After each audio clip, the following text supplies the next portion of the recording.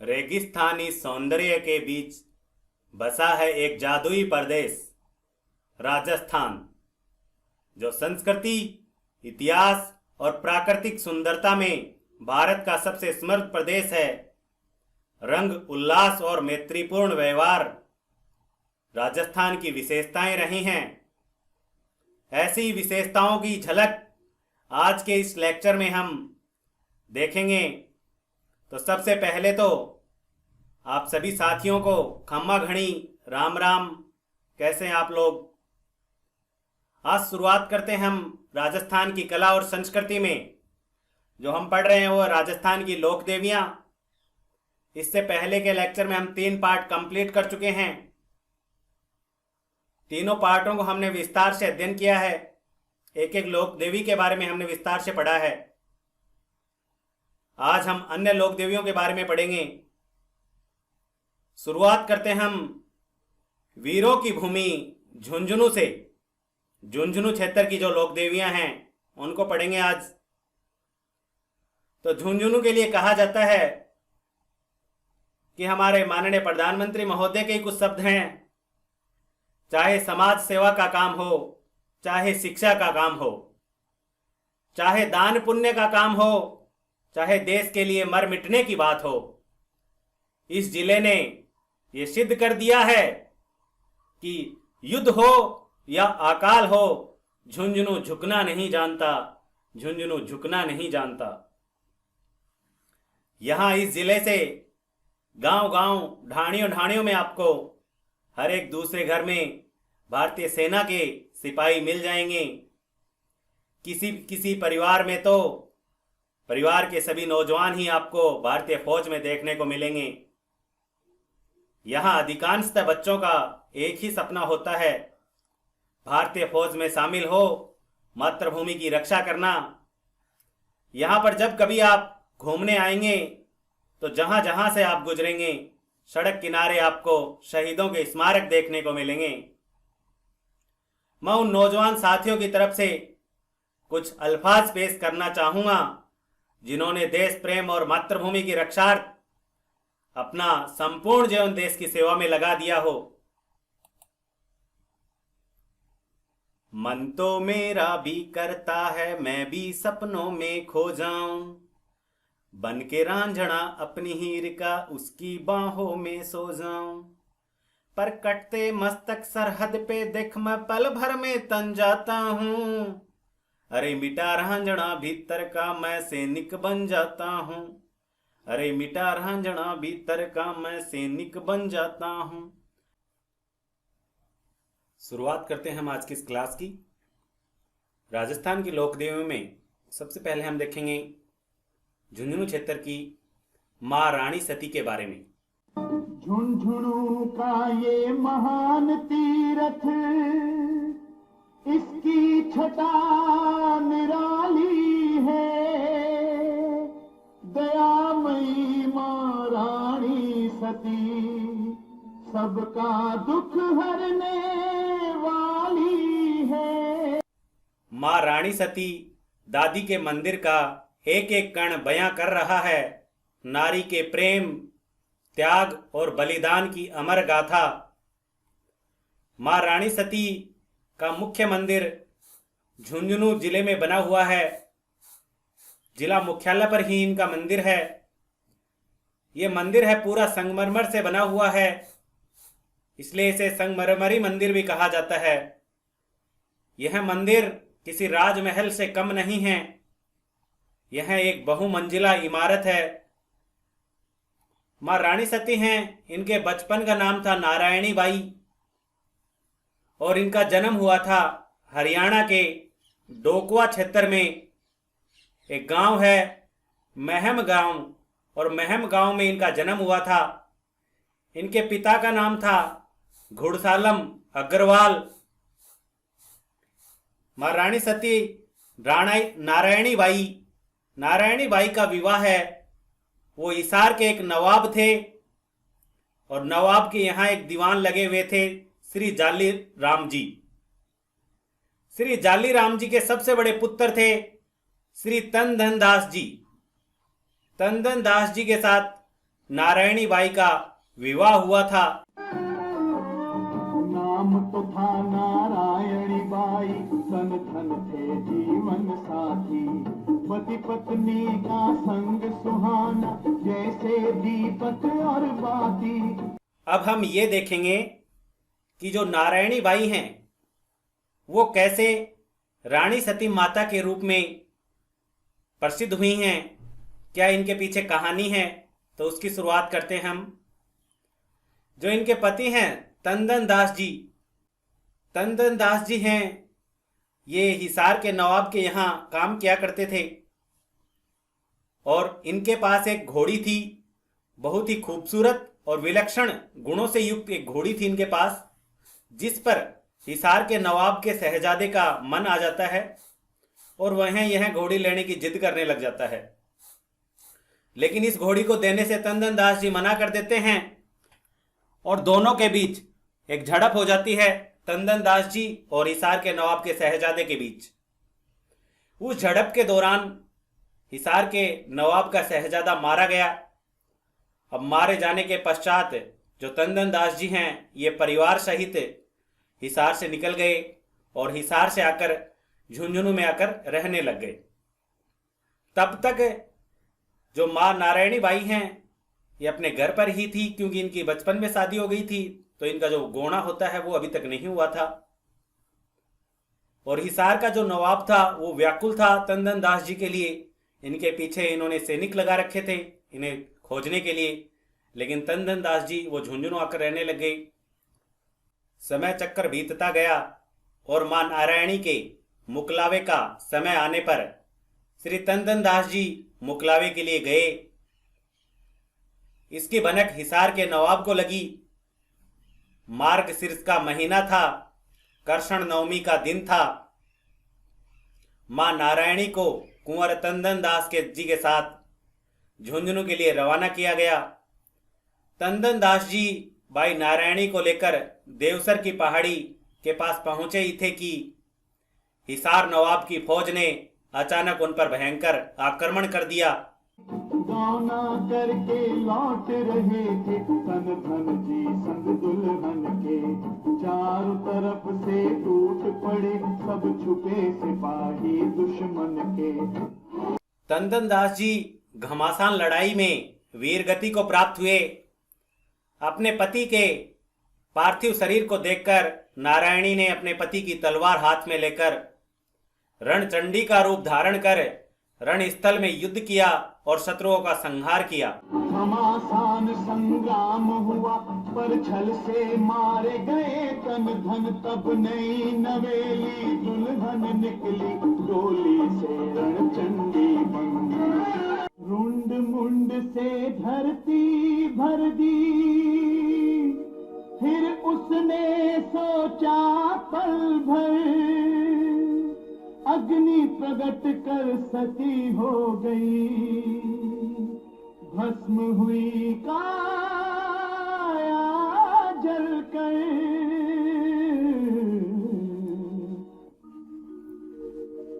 उसी भस्म पे बना ये मंदिर, गगन गाए गुनगान।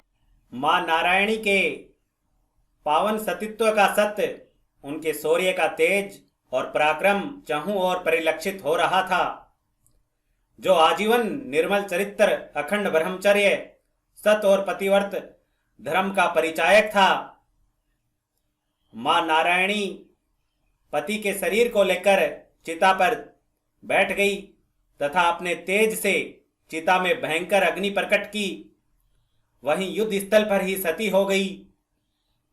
कहते हैं चिता की अग्नि अभी ठंडी भी नहीं हुई थी और सती ने शक्ति का रूप धारण कर वहीं प्रकट हो गई और सेवक राणा को आदेश दिया कि हे राणा, मेरी चिता की जो ये भस्म अग्नि है इसको घोड़ी पर रख करके ले जाओ, और जहां जहां घोड़ी जाएगी और जिस स्थान पर जाकर के घोड़ी रुक जाएगी वहीं मेरा विशाल मंदिर स्थापित होगा एवं भक्त मुझे रानी सती नाम से पुकारेंगे, भक्त मुझे रानी सती के नाम से जानेंगे। तो इस तरह से नारायणी बाई रानी सती माता के रूप में प्रसिद्ध हुई हैं। हमें ध्यान रखना है एग्जाम के पॉइंट ऑफ व्यू से कि इनका मूल नाम क्या था, मंदिर कहाँ पर है। दूसरा, जो स्थानीय लोग हैं लोक भाषा में इन्हें दादी जी कहकर पुकारते हैं, ये भी आप ध्यान रखें। रानी सती माता को दादी जी कहा जाता है। और ये अग्रवाल जाति की कुलदेवी हैं, अग्रवाल समाज की कुलदेवी हैं। इनका जो मेला है वो लगता है भादवे की महीने की अमावस्या को इनका मेला लगता है। ये सब फैक्ट्स हमारे एग्जाम के पॉइंट ऑफ व्यू से जरूरी हैं, इन्हें आप याद रखें। आगे देखते हैं हम सती प्रथा से संबंधित कौन से कानून कब बने। हमारे राजस्थान के अंदर जो बूंदी रियासत थी उसने सर्वप्रथम सती प्रथा पर नियंत्रण का प्रयास किया 1822 ईस्वी में। भारत की बात करें तो हम 1829 ईस्वी में तत्कालीन गवर्नर जनरल थे लॉर्ड विलियम बेंटिंक। भारत के गवर्नर जनरल हुआ करते थे लॉर्ड विलियम बेंटिंक। उन्होंने 1829 ईस्वी में बंगाल में सती प्रथा पर प्रतिबंध लगा दिया और यह सब जो समाज सुधारक थे राजा राम मोहन राय उनके प्रयासों से हुआ था। उसके अगले वर्ष ही भारत में सती प्रथा पर पूर्णतः प्रतिबंध लग गया संपूर्ण भारत में। राजस्थान की सती प्रथा की जो अंतिम घटना थी वो ये है कि वर्ष 1987 ईस्वी में सीकर जिले के अंतर्गत एक गांव आता है देवराला गांव। देवराला गांव में श्री माल सिंह शेखावत की मृत्यु के पश्चात उनकी पत्नी थी रूप कंवर, वो सती हुई थी। और उसके पश्चात राजस्थान सरकार ने राजस्थान राज्य सती निवारण अधिनियम पारित किया, जिसके तहत सती प्रथा को पूर्णतः प्रतिबंधित कर दिया गया। तो ये याद रखें कि अंतिम घटना कौन सी थी सतियों से रिलेटेड, तो वो ये थी कि अंतिम जो सती हुई थी वो रूप कंवर थी। और कौन से गांव की घटना है, ये देवराला गांव है सिक्कर में, वर्ष 1987 ईस्वी में। अब उसके आगे देखते हैं हम अगली लोक देवी सकराय माता या साकंबरी माता।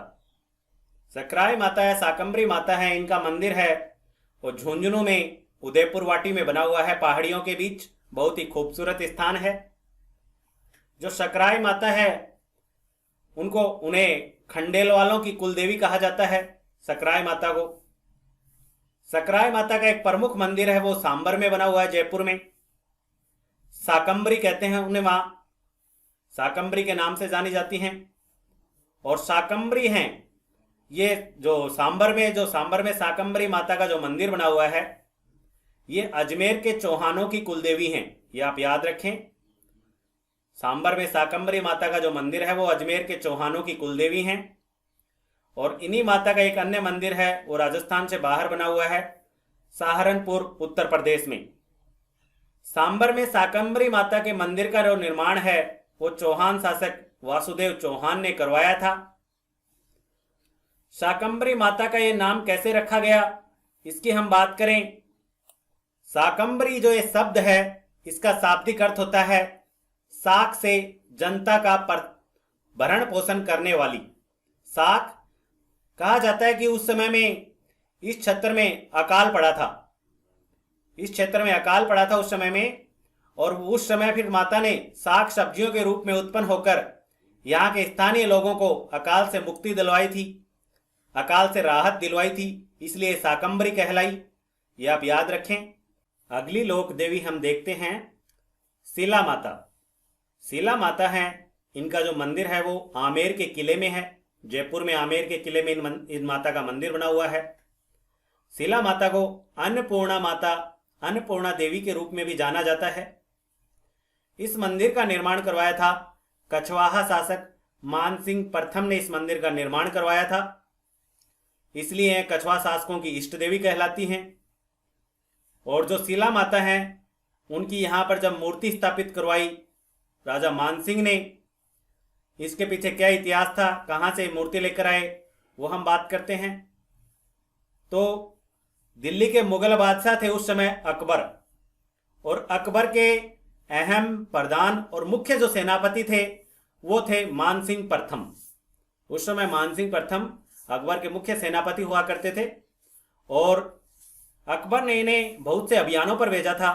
तो उनमें से बंगाल अभियान पर जब गए थे बंगाल अभियान पर गए थे। और तो बंगाल अभियान पर ये गए तब वहां के राजा हुआ करते थे राजा केदार कायत। इन्होंने इनके साथ संघर्ष किया, लेकिन संघर्ष के दौरान ये विजय हासिल नहीं कर पा रहे थे इस क्षेत्र पर।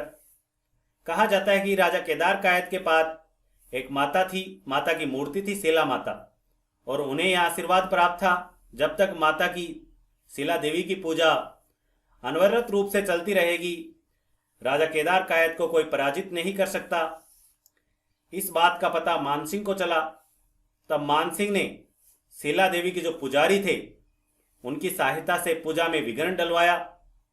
इससे राजा केदार कायत की पराजय हुई और राजा ने अपनी पुत्री का विवाह राजा मानसिंह के साथ कर दिया और दहेज में शिला देवी की जो प्रतिमा है वो मानसिंह को भेंट की। एक तो ये बात प्रचलित है। दूसरी जनश्रुति ये है कि जो ये मूर्ति है शिला माता की, जो ये मूर्ति है, ये जब राजा केदार कायत पर मानसिंह ने विजय हासिल कर ली थी तब उन्होंने राजा केदार कायत ने इस मूर्ति को हुगली नदी में फेंकवा दिया था। और हुगली नदी में फेंकवाने के पश्चात राजा मानसिंह वहां पर गए और इस मूर्ति को ढूंढने के प्रयास किए। तब क्या हुआ, ये मूर्ति है ये ढूंढकर वहां से लेकर आए और जिस स्थान से इन्हें मूर्ति मिली वो था जसोल नामक स्थान। जसोल नामक स्थान से मूर्ति लेकर आए थे राजा मानसिंह, तो आप ये याद रखें। उसके बाद इन्होंने आमेर के महल में इस मूर्ति को लाकर स्थापित करवाया। और ये जो मूर्ति है शिला माता की मूर्ति है, ये अष्टभुजा प्रतिमा है। महिषासुर मर्दिनी मूर्ति है कि महिषासुर का वध करते हुए की मूर्ति है, और ये अष्टभुजा प्रतिमा है। और ये कछवा शासकों क्या है, इष्ट देवी हैं। शिला माता है, इनका जो प्रसाद है चरणामृत है वो शराब और जल दोनों दिया जाता है। शिला माता के प्रसाद के रूप में शराब का भी चरणामृत होता है और जल का भी, दोनों का होता है। जैसी भक्त की इच्छा हो वो ले सकता है। तो ये भी एग्जाम में क्वेश्चन पूछा जा चुका है, ये भी आप ध्यान रखें। यहाँ से मूर्ति के लिए मैंने बता ही दिया कैसे लेके आए हैं, तो ये आप ध्यान रखें सब चीजें। उसके बाद देखते हैं शिला माता से संबंधित और तथ्य। मानसिंह द्वितीय हैं, उन्होंने शिला देवी के इस मंदिर में, इनका जो मेन गेट है शिला माता के जो मंदिर है वो आमेर के किले में बना हुआ है। और शिला माता के मंदिर का जो मेन गेट है उस पर यानी चांदी का बना हुआ है। और वो जो किवाड़ भेंट किए थे वो किसने किए थे, मानसिंह द्वितीय ने किए थे। ये जो दरवाजा है मेन दरवाजा, इस पर चांदी की जो परत लगी हुई है, इस पर 9 दुर्गाओं का भी अंकन है और 10 महाविद्याओं की आकृतियां इस पर अंकित हो रखी हैं इस दरवाजे पर, जैसा कि आप पिक में देख पा रहे हैं। ये माता का ये जो पूरा मंदिर है वो संगमरमर से बना हुआ है, बहुत ही आकर्षक मंदिर है।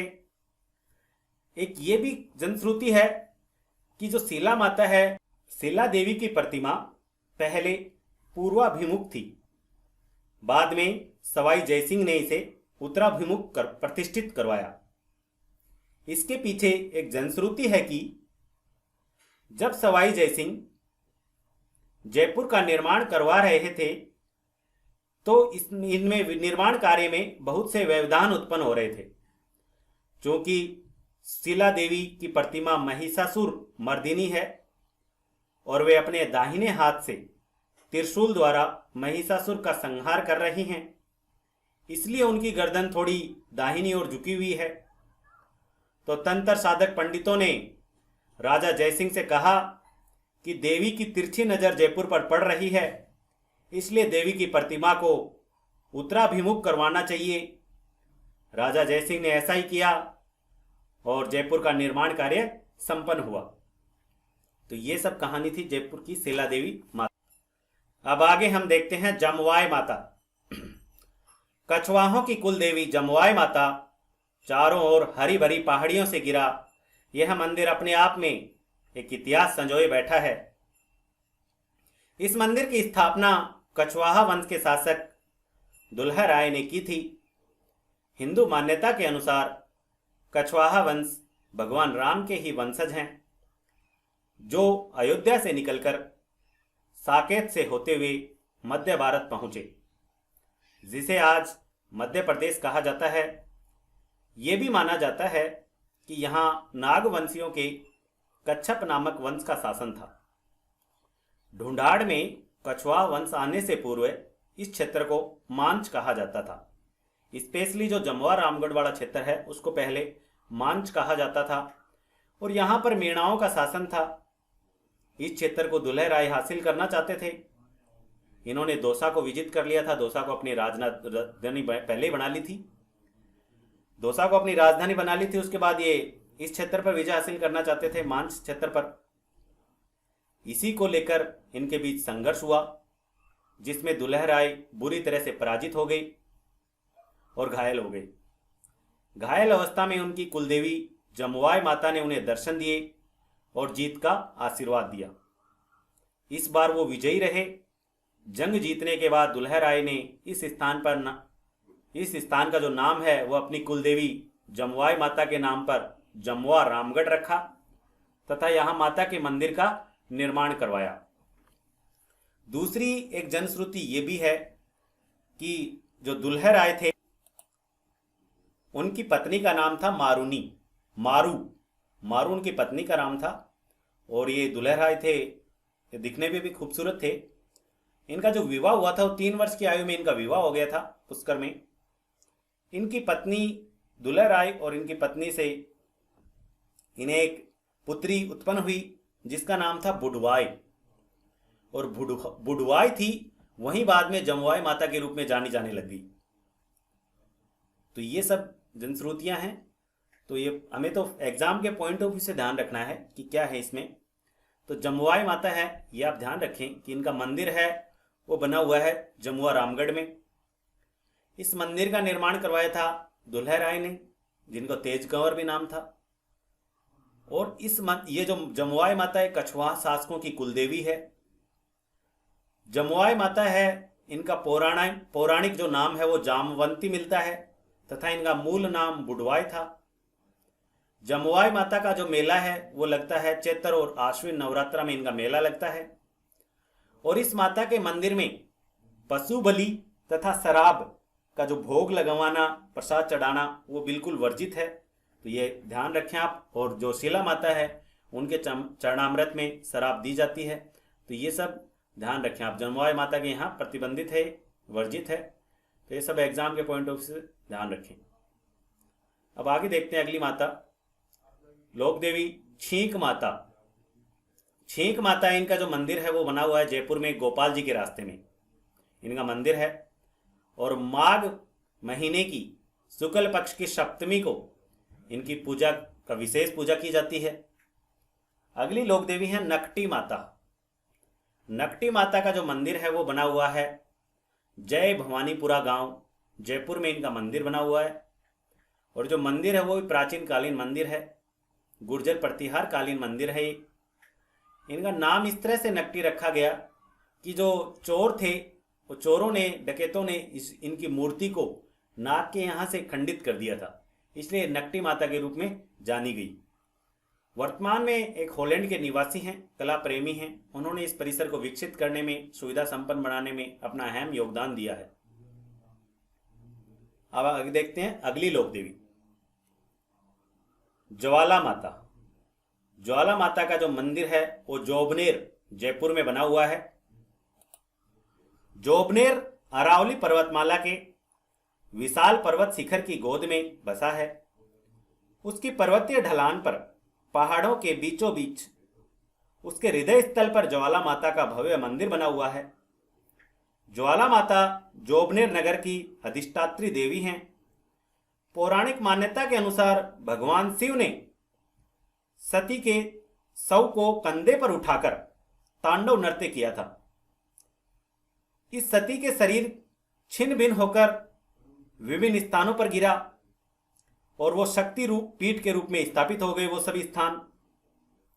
जोबनेर पर्वत पर उस सती का जो शरीर का भाग गिरा था वो था जंगा, और जिसे प्रतीक मानकर बाद में ज्वाला माता या जालपा देवी के रूप में पूजा जाने लगा। जनश्रुति है कि ज्वाला माता ने जगमाल कछवाहा के पुत्र राव खंगार की जोबनेर पर जीत हासिल करने में अप्रत्यक्ष रूप से मदद की थी। और एक अजमेर के शाही सेनापति हुआ करते थे उस वक्त, मोहम्मद मुराद। मोहम्मद मुराद थे, उनका नाम लाल बेग भी मिलता है, ने लगभग 1641 ईस्वी में जोबनेर के शासक थे उस समय जेत सिंह पर आक्रमण किया तथा जोबनेर पर्वत से उस समय मधुमक्खियों का एक विशाल झुंड आक्रांता पर टूट पड़ा था। इस प्रकार देवी ने प्रत्यक्ष रूप से जेत सिंह को की सहायता की और विजय दिलवाई। इस युद्ध में आक्रांता से छीनी हुई नौबत माता के मंदिर में आज भी विद्यमान है। ये मंदिर में जो आप पिक देख रहे हो जो नौबत की, ये आज भी माता के मंदिर में रखी हुई है। और ये उस समय के जो सेनापति थे मोहम्मद मुराद, उनसे छीनी गई थी ये नौबत, तो ये आज भी रखी हुई है वहाँ पर। तो ये सभी चीज़ें थी ज्वाला माता से संबंधित। और ये याद रखें कि जो ज्वाला माता वो खंगारोत राजवंश की कुलदेवी हैं। एग्जाम में हमारे पास इतना ही पूछा जाता है कि इनका मंदिर कहाँ पर बना हुआ है, दूसरी एक किस वंश की कुलदेवी हैं। तो याद रखें कछवाहों की एक शाखा है खंगारोत, और खंगारोत राजवंश खंगारोत शाखा की क्या है कुलदेवी हैं, कौन सी? ज्वाला माता। और इनका मंदिर कहाँ पे है? जोबनेर, जयपुर में। चैत्र और आश्विन नवरात्रा में इनका मेला लगता है।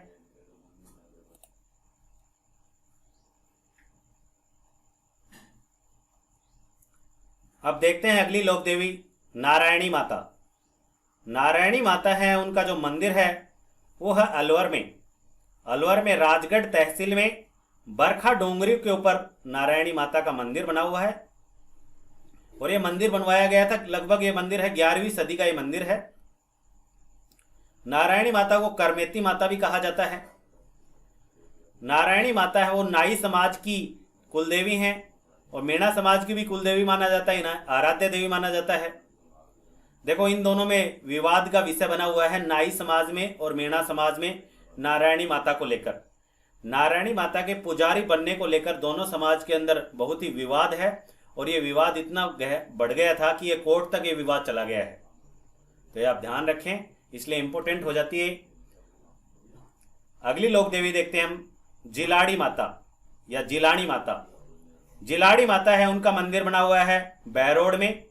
और बैरोड कहाँ पर है? अलवर में इनका मंदिर बना हुआ है, ये आप याद रखें। और जिलाड़ी माता है, इन्होंने हिंदुओं की रक्षा की थी। जबरन जब उनको मुसलमान बनाया जा रहा था तब इन्होंने हिंदुओं को बचाया था, इसलिए इन्हें कहा जाता है धर्मांतरण को रोकने के लिए रोकने वाली देवी। तो आप ये सब फैक्ट्स याद रखें। तो आज की इस क्लास में हम इतनी ही लोक देवियाँ पढ़ेंगे, बाकी हम कल की क्लास में पढ़ेंगे। Thank you all of you. आपको कैसा लगा मुझे ज़रूर बताइएगा कमेंट करके।